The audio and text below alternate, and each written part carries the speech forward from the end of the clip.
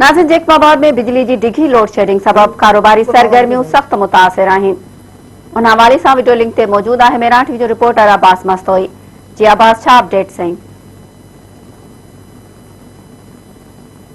जी बिल्कुल, जैकबाबाद शहर में शदीद गर्मी में जे हूंदे भी बिजली जी जेका बदतरीन लोड शेडिंग आहे उहा जारी आहे। शहर जा जेके मुख़्तलिफ़ फीडर आहिनि, जंहिंमें सिटी 3 ऐं सिटी 4 आहे, जंहिंमें जाफराबाद पाड़ो अचे थो, जीएल शाह मोहल्लो अचे थो, जानू बेलो अचे थो। इहे जेके इलाइक़ा आहिनि, इनमें एडीसी कॉलोनी आहे, उते तक़रीबन 20 कलाक खां वधीक जेका आहे उहा लोड शेडिंग कई थी वञे, जंहिं सबबि शदीद गर्मी में आवाम जेका आहे उहा परेशानी में मुब्तला थी वई आहे।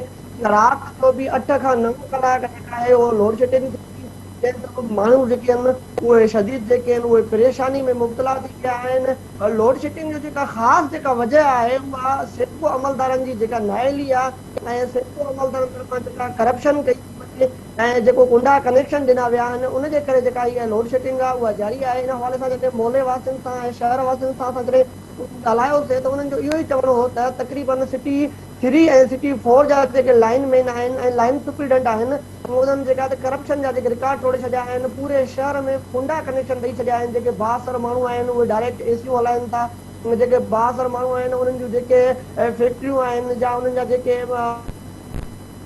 इदारा आहिनि उहे डायरेक्ट हली रहिया आहिनि। प्राइवेट जेके स्कूल आहिनि या ॿियूं जेके एजेंसियूं आहिनि उहे डायरेक्ट हली रहियूं आहिनि, जंहिं सबबि सिटी 4 ऐं सिटी 3 ते अहिड़ी हालत लॻी पई आहे जो बिजली हले ई कोन थी पई। 20 कलाक जेका लोड शेडिंग शदीद गर्मी में, जिते 47, 48, 50 सेंटीग्रेड गर्मी हुजे, उते 20 कलाक जेकॾहिं शहर में बिजली बंदि हुजे त शहरी जेके आहिनि उन्हनि जे लाइ क़यामत वारा मंज़र आहिनि, परेशानी वारो माहौल आहे। हितां जा जेको MNA आहे मोहम्मद मियां सुमरो उनजी भेण मलिया ऐं वफ़ाक़ी जेके नुमाइंदा आहिनि उहे करप्शन जे ख़िलाफ़ जेके उहे मुहिम हलाए रहिया आहिनि त असां जेके करप्ट माण्हू आहिनि उन्हनि जी निकाली कंदासीं, करप्ट माण्हुनि खे सख़्तु सज़ाऊं ॾियारींदासीं।